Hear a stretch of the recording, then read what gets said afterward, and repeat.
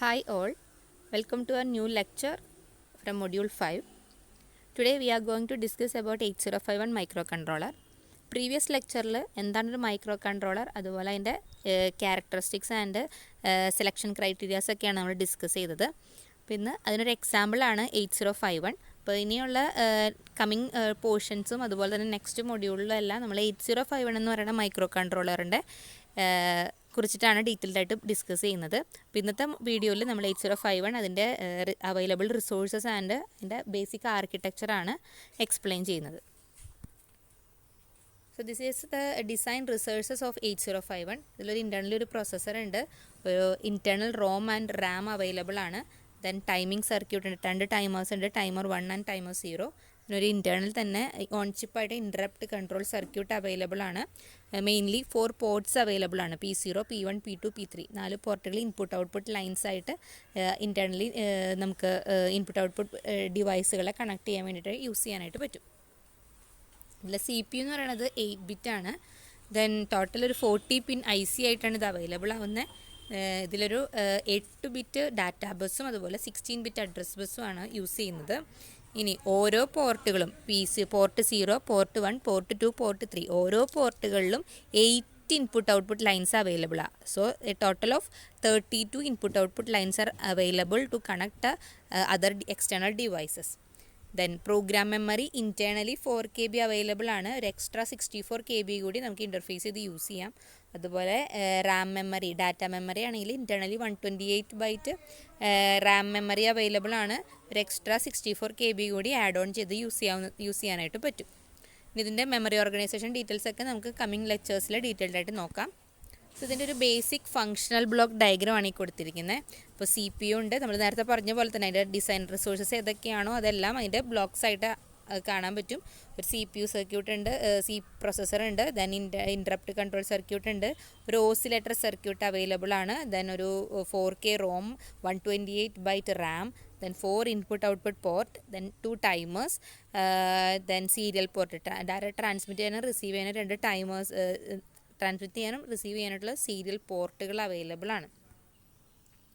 ഇതാണ് ഇതിൻ്റെ ഒരു ബേസിക് ആയിട്ടുള്ള ആർക്കിടെക്ചർ. അപ്പോൾ ഈ ആർക്കിടെക്ചർ ഇമ്പോർട്ടൻ്റ് ആണ്, ചോദിക്കാറുണ്ട്. അപ്പോൾ അത് കറക്റ്റായിട്ട് ആ ഫിഗർ പഠിച്ചു വെച്ചേക്കാം കേട്ടോ. അപ്പോൾ ഇത് നമ്മൾ ഇതിലത്തെ ഓരോ ബ്ലോക്കുകൾ എന്താണെന്നാണ് ഡീറ്റെയിൽ ആയിട്ട് ആർക്കിടെക്ചറിൽ നമുക്ക് എക്സ്പ്ലെയിൻ ചെയ്യേണ്ടി വരിക. ഫിഗറിൽ നിന്ന് തന്നെ മനസ്സിലാവും. ഇതിലൊരു ALU സർക്യൂട്ട് ഉണ്ട്, then 2 registers, A register and B register കാണുന്നുണ്ട്, then special function registers and RAM ഒരു ബ്ലോക്ക് കാണുന്നുണ്ട്. അതിൽ സ്പെഷ്യൽ ഫംഗ്ഷൻ രജിസ്റ്റേഴ്സ് ഏതാണെന്ന് താഴെ ആ റാമിൻ്റെ മൊത്തം സ്ട്രക്ചറാണ് താഴെ കൊടുത്തിരിക്കുന്നത്. ഇൻറ്റേർണൽ റാം 128 ബിറ്റ് റാം സ്പേസും അതുപോലെ തന്നെ സ്പെഷ്യൽ ഫംഗ്ഷൻ രജിസ്റ്റർ ഒരു 128 ബൈറ്റ് ആയിട്ടുള്ള ഒരു ഏരിയയാണ്. അങ്ങനെ ടോട്ടൽ ഒരു 256 ബൈറ്റാണ് റാം സ്പേസും അതുപോലെ തന്നെ സ്പെഷ്യൽ ഫംഗ്ഷൻ രജിസ്റ്ററായിട്ട് യൂസ് ചെയ്ത് പോകുന്നത്. അതാണ് ഇതിൻ്റെ ലോവർ പോർഷനിൽ ഡീറ്റെയിൽഡ് ആയിട്ട് കാണിച്ചിരിക്കുന്നത്, ഇൻറ്റേർണൽ റാമിൻ്റെ സ്ട്രക്ചറിങ്. ഇനി അതുപോലെ തന്നെ റോം ഉണ്ട്, then address bus, 8 bit data ബസ്സും 16 ബിറ്റ് അഡ്രസ് ബസ്സും ഉണ്ട്. 4 പോർട്ടുകൾ അവൈലബിൾ ആണ്, പോർട്ട് 0, പോർട്ട് 1, പോർട്ട് 2, പോർട്ട് 3. ഓരോ പോർട്ടുകളെയും നമ്മുടെ 8051 സർക്യൂട്ടായിട്ട് കണക്ട് ചെയ്ത് വെച്ചിരിക്കുന്ന ലാച്ചസിലൂടെയാണ്. എന്തിനാണ് ഈ ലാച്ചസ് യൂസ് ചെയ്യുന്നത്?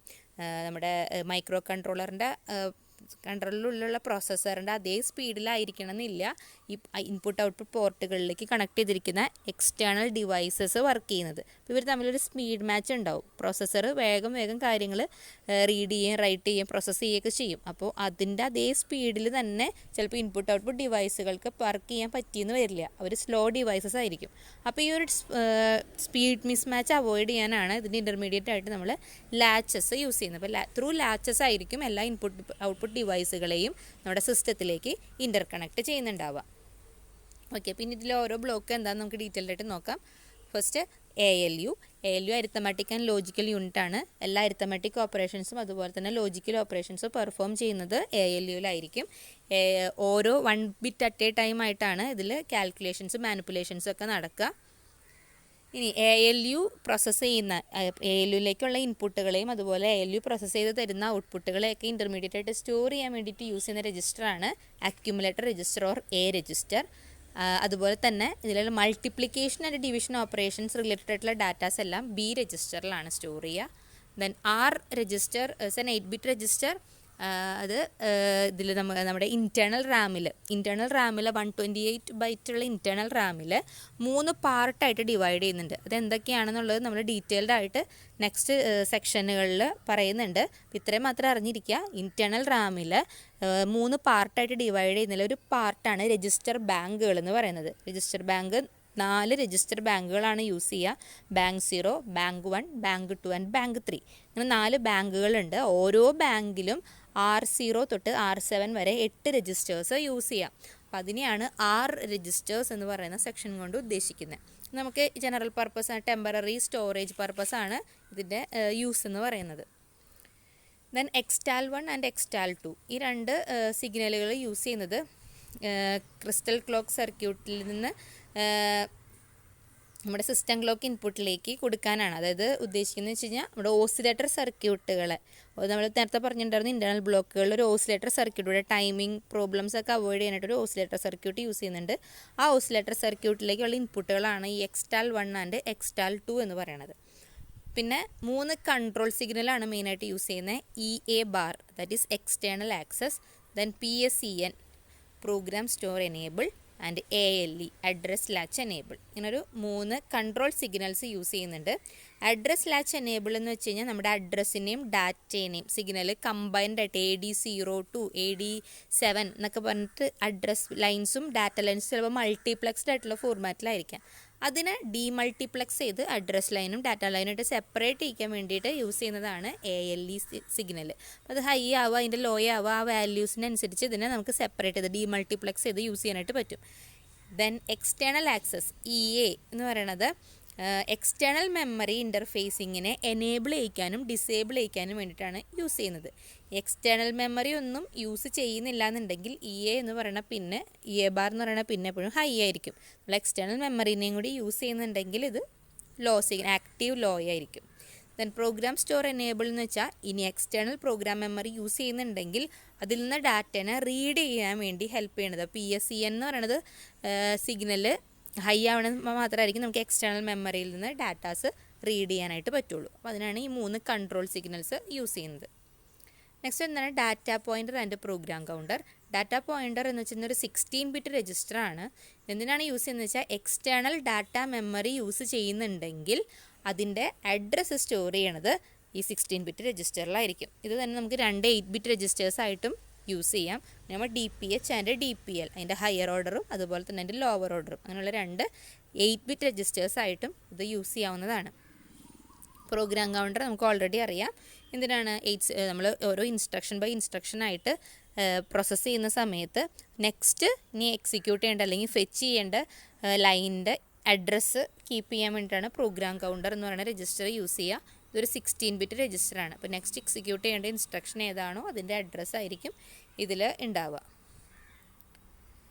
Then input output port structure. അതായത് നമ്മൾ പറഞ്ഞു ഓൾറെഡി 8051 4 പോർട്ടുകൾ അവൈലബിൾ ആണ്, P0 to P3. ഓരോന്നിലും 8 ഇൻപുട്ട് ഔട്ട്പുട്ട് ലൈൻസ് ഉണ്ട്. So a total of 32 lines are available for input output interfacing. Okay, ഇനി ഇതിൽ പോർട്ട് 0 എന്ന് പറയുന്നത് എല്ലാം 8 പിന്നാണ്. പോർട്ട് 0നെ ഐഡൻറ്റിഫൈഡ് ആവുക P0.0 to P0.7. P1 port 1 ആകുമ്പോൾ P1.1 to P1.7, P2 ആകുമ്പോൾ P2.1 to P2.7 and last is P3, that is P3.1 to P3.7. അങ്ങനെ ഓരോന്നിലും 8 ലൈൻസ് അവൈലബിൾ ആണ്. ഓക്കെ, ഇനി പോർട്ട് 1 എന്ന് പറഞ്ഞാൽ purely for input output interfacing. അതെന്താണെന്ന് നമുക്ക് ഡീറ്റെയിൽഡ് ആയിട്ട് നോക്കാം. പോർട്ട് 0 എന്ന് വെച്ച് കഴിഞ്ഞാൽ നമുക്ക് ബൈ ഡയറക്ഷണൽ ആയിട്ടുള്ള ഇൻപുട്ട് ഔട്ട്പുട്ട് പോർട്ടായിട്ട് യൂസ് ചെയ്യാം. അതുപോലെ അല്ലെങ്കിൽ അതിൻ്റെ കൂടെ തന്നെ ഇതിന് അഡ്രസ് ഓർ ഡാറ്റ ഇൻ്റർഫേസിങ് വേണ്ടിയിട്ടും യൂസ് ചെയ്യാം. നമ്മൾ എക്സ്റ്റേണൽ മെമ്മറി കൊടുക്കുമ്പോൾ എക്സ്റ്റേണൽ മെമ്മറി ഇൻ്റർഫേസ് ചെയ്യിക്കാൻ വേണ്ടിയിട്ടും യൂസ് ചെയ്യാം. അതല്ലെങ്കിൽ ഇൻപുട്ട് ഔട്ട്പുട്ട് ഓപ്പറേഷൻസിനായിട്ടും യൂസ് ചെയ്യാം. 2 യൂസ് ഉണ്ട്. ഇനി ഇതിൽ 1 ആണ്, കൺട്രോൾ 1 ആവുമ്പോൾ ഇത് അഡ്രസ് ഓർ ഡാറ്റ ഇൻ്റർഫേസിങ് ആയിട്ടാണ് വർക്ക് ചെയ്യുക. കൺട്രോൾ 0 ആണെങ്കിൽ ഇത് ബൈ ഡയറക്ഷണൽ ഇൻപുട്ട് ഔട്ട്പുട്ട് പോർട്ടായിട്ടായിരിക്കും യൂസ് ചെയ്യുന്നുണ്ടാവുക. അപ്പോൾ ഇതിന് രണ്ട് വർക്കിംഗ് ഉണ്ട്. ഒന്നില്ലെങ്കിൽ ഇതിന് ഇൻപുട്ട് ഔട്ട്പുട്ട് പോർട്ടായിട്ട് input output bidirection input output പോർട്ടായിട്ട് ആക്ട് ചെയ്യും. അപ്പോൾ ഡിവൈസസിനെ കണക്ട് ചെയ്യാം. ഇനി അതല്ല, ഇത് രണ്ടാമത്തെ ഇതിൻ്റെ പർപ്പസ് എന്ന് പറയുന്നത് അഡ്രസ് ഓർ ഡാറ്റ ഇൻ്റർഫേസിങ്ങിന് വേണ്ടി, എക്സ്റ്റേണൽ മെമ്മറീനെ ഇൻ്റർഫേസ് ചെയ്യാൻ വേണ്ടിയിട്ടും ഇതിനെ യൂസ് ചെയ്യാം. ഇനി ഇൻപുട്ട് ഔട്ട് ബൈ ഡയറക്ഷണൽ ആയതുകൊണ്ട് ഇത് പോർട്ട് 0 തന്നെ ഇൻപുട്ട് പോർട്ടും ആവാം, ഔട്ട്പുട്ട് പോർട്ടും ആവാം. അപ്പോൾ അതിൻ്റെ കണ്ടീഷനാണ് നെക്സ്റ്റ് പറയുന്നത്. Port 0 as an input port and port 0 as an output port. Control 0 ആവുമ്പോഴാണ് ഇത് ഇൻപുട്ട് ഔട്ട്പുട്ട് പോർട്ടായിട്ട് വരിക. ആ കൺട്രോൾ 0 ആവുന്ന സിറ്റുവേഷനിൽ തന്നെ ലാച്ചിലേക്ക് ഇത് 1 ആണ് റിട്ടേൺ ചെയ്യുന്നതെങ്കിൽ ഇതൊരു ഇൻപുട്ട് പോർട്ടായിരിക്കും. ലാച്ചിലേക്ക് ഇത് 0 ആണ് റിട്ടേൺ ചെയ്യുന്നതെന്നുണ്ടെങ്കിൽ ഇതൊരു ഔട്ട്പുട്ട് പോർട്ടായിരിക്കും. ഓക്കെ, ക്ലിയർ ആയെന്ന് വിചാരിക്കണം. അപ്പോൾ പോർട്ട് 0 എന്ന് പറയണതിന് ഇൻപുട്ട് ഔട്ട്പുട്ട് ബൈ ഡയറക്ഷണൽ പോർട്ടായിട്ടും യൂസ് ചെയ്യാം. അറ്റ് ദ സെയിം ടൈം അതിനെ എക്സ്റ്റേണൽ മെമ്മറി ഇൻ്റർഫേസിങ്ങിന് വേണ്ടിയിട്ടും നമുക്ക് യൂസ് ചെയ്യാനായിട്ട് പറ്റും. അപ്പോൾ ഇതിൽ ഏത് പർപ്പസിനാണ് എന്നുള്ളതിൻ്റെ കൺട്രോൾ സിഗ്നൽസ് നോക്കുക. കൺട്രോൾ സിഗ്നൽ 0 ആണെങ്കിൽ ഇത് ഇൻപുട്ട് ഔട്ട്പുട്ട് പോർട്ടും, കൺട്രോൾ സിഗ്നൽ 1 ആണെന്നുണ്ടെങ്കിൽ ഇത് എക്സ്റ്റേണൽ മെമ്മറി ഇൻ്റർഫേസിങ്ങിന് വേണമെങ്കിൽ യൂസ് ചെയ്യുക. ഇനി കൺട്രോൾ 0 ആകുമ്പോൾ തന്നെ ഇത് ഇൻപുട്ട് പോർട്ടും ആവാം, ഔട്ട്പുട്ട് പോർട്ടും ആവാം. ഇൻപുട്ട് പോർട്ടാണെങ്കിൽ ലാച്ചിലേക്ക് 1 റിട്ടേൺ ചെയ്യും, ഔട്ട്പുട്ട് പോർട്ടാണെങ്കിൽ ലാച്ചിലേക്ക് 0 റിട്ടേൺ ചെയ്യും. അപ്പോൾ നമുക്കൊരു എക്സ്റ്റേണൽ പുൾ സർക്യൂട്ട് അവിടെ പുള്ളപ്പ് റെസിസ്റ്ററും കൂടി ഉണ്ടെങ്കിലാണ് അതൊരു ഔട്ട്പുട്ട് പോർട്ടായിട്ട് പ്രോപ്പറായിട്ട് യൂസ് ചെയ്യിപ്പിക്കാനായിട്ട് പറ്റുള്ളൂ. ഇതിൽ പോർട്ട് 1 എന്ന് പറഞ്ഞാൽ അതിന് ഓൾട്ടർനേറ്റീവ് ഫംഗ്ഷനൊന്നുമില്ല. അത് നോർമൽ ഇൻപുട്ട് ഔട്ട്പുട്ട് ഇൻ്റർഫേസിങ് പർപ്പസിന് വേണ്ടി മാത്രമേ യൂസ് ചെയ്യാനായിട്ട് പറ്റുള്ളൂ. ഓക്കെ, ദെൻ പോർട്ട് 2 എന്ന് പറയുന്നത് യൂസ് ചെയ്യുന്നത് ഇൻപുട്ട് ഔട്ട്പുട്ട് പോർട്ടായിട്ടും യൂസ് ചെയ്യാം, അല്ലെങ്കിൽ എക്സ്റ്റേണൽ അഡ്രസ് ബൈറ്റ് ആയിട്ടും യൂസ് ചെയ്യാനായിട്ട് പറ്റും.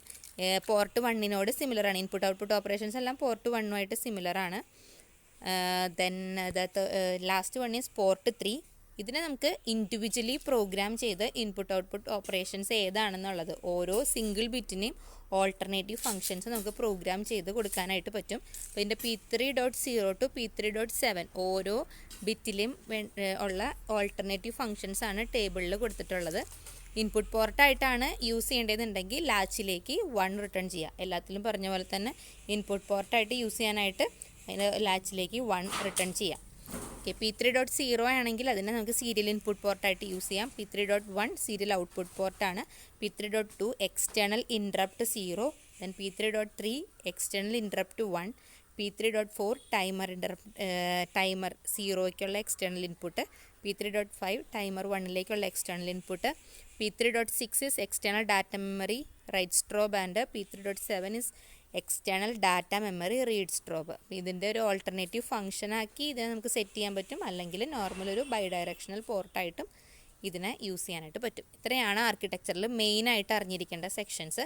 ദെൻ ഇത് കൂടാതെ സ്പെഷ്യൽ ഫംഗ്ഷൻ രജിസ്റ്റേഴ്സ്, അതുപോലെ തന്നെ അതിൻ്റെ ഓർഗനൈസേഷനും കാര്യങ്ങളെല്ലാം ഉണ്ട്. അപ്പോൾ അത് ഏതൊക്കെയാണെന്നുള്ളതൊക്കെ നമ്മൾ രജിസ്റ്റർ ഓർഗനൈസേഷനിൽ പഠിക്കും. അപ്പോൾ അതിനനുസരിച്ച് നിങ്ങളിത് ആർക്കിടെക്ചർ ഡീറ്റെയിൽഡ് ആക്കി എഴുതുക. മിനിമം ഇത്രയും ഡീറ്റെയിൽസ് എങ്കിലും ആർക്കിടെക്ചറിൽ ഇൻക്ലൂഡ് ചെയ്യണം കേട്ടോ. Okay, that's all about this video. Thank you for watching.